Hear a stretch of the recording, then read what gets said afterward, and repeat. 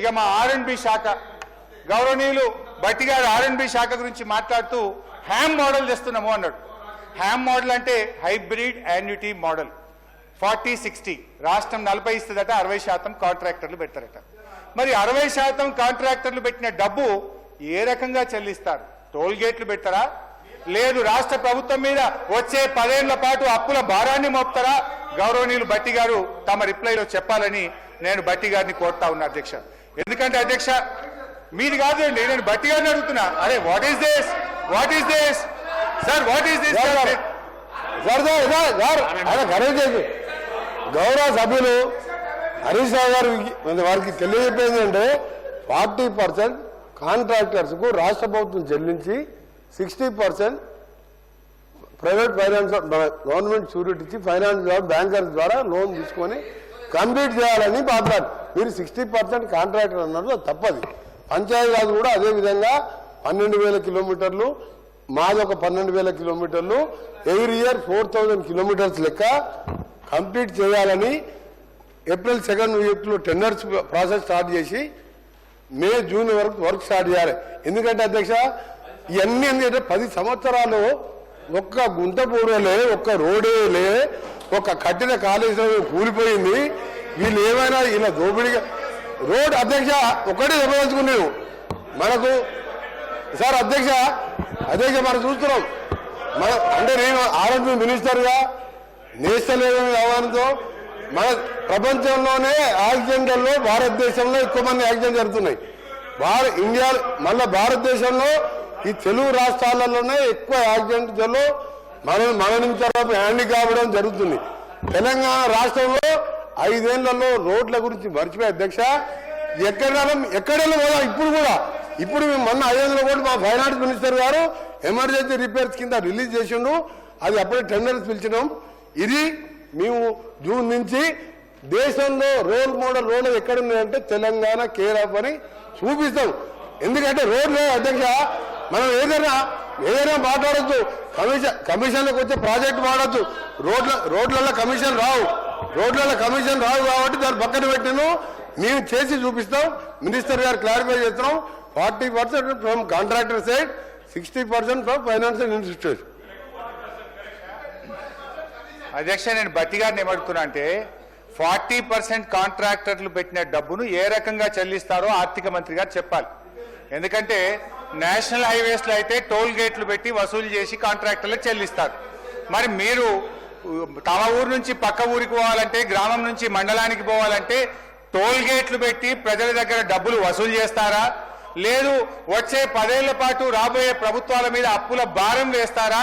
దాన్ని స్పష్టంగా చెప్పాలని నేను సూటిగా భట్టి గారిని తమ రిప్లైలో చెప్పాలని కోరుతా ఉన్నాను అధ్యక్ష. ఇకపోతే ఫైనాన్స్ ప్రజలని హౌస్ ద్వారా ప్రజలని మిస్గైడ్ చేసే మాట్లాడదు, ప్రజలని మిస్గైడ్ చేయొద్దు.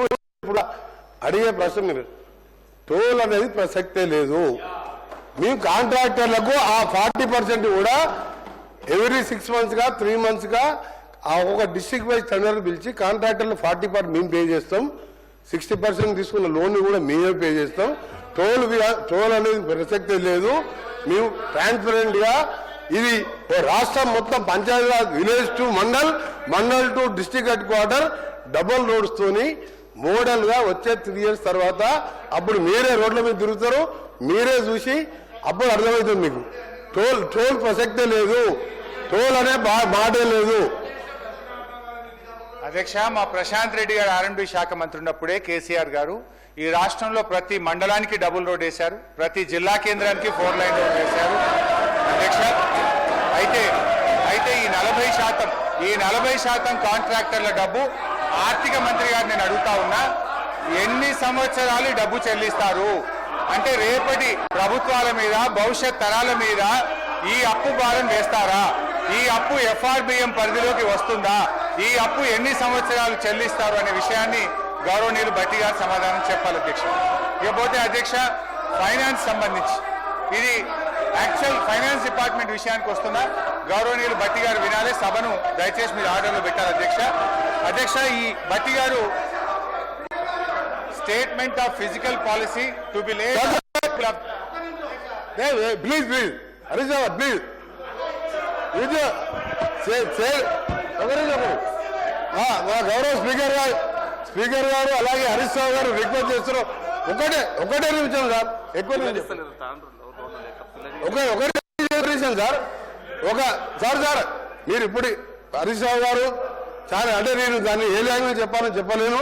ఇంతకంటే ఇంకా పెద్ద జోగు ఉండదు అనుకుంటా. నేను ఒక సిరిసిల్ల, సిద్దిపేట, గజ్వెల్ ఈ మూడు సింగరేణి మినరల్ సార్ సింగరేణి ద్వారా Singareni mineral fund, CSR fund, state government fund ఈ మూడు కాన్సెప్ట్లో సార్ మూడు కాన్సెప్ట్లు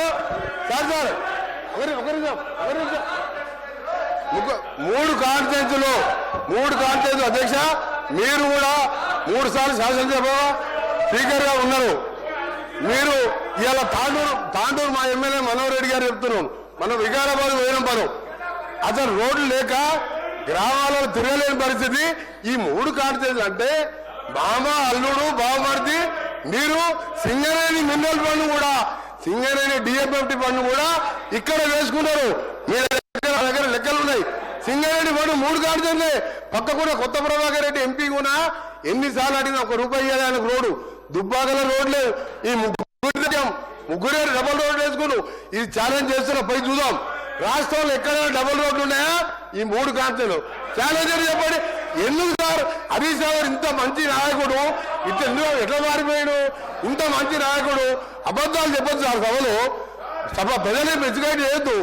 ప్రజలు ఎప్పుడు కూడా మిస్గైడ్ చేయొద్దు సార్. మళ్ళీ మీరు ఏమన్నా టైం అయిపోయిందంటారు సార్, మధ్యలో ఈ ఇంటరప్షన్ చేస్తే కష్టము. నేను కోమటిరెడ్డి వెంకటరెడ్డి గారి ఛాలెంజ్ స్వీకరిస్తున్నా. ఒకరోజు R&B శాఖలో బీఆర్ఎస్ ప్రభుత్వ హయాంలో జరిగిన పని, గౌరవనీయులు తుమ్మల నాగేశ్వరరావు గారు ఫస్ట్ టర్మ్ లో మా ప్రభుత్వంలో పనిచేశారు. ఎంత పని చేసిందో మాట్లాడదాం అధ్యక్ష. ఒక్క నల్లగొండ పట్టణములోనే 200 కోట్ల రూపాయలు R&B కింద చేశారు అధ్యక్ష. సరే డీటెయిల్ డిస్కస్ చేద్దాం అధ్యక్ష.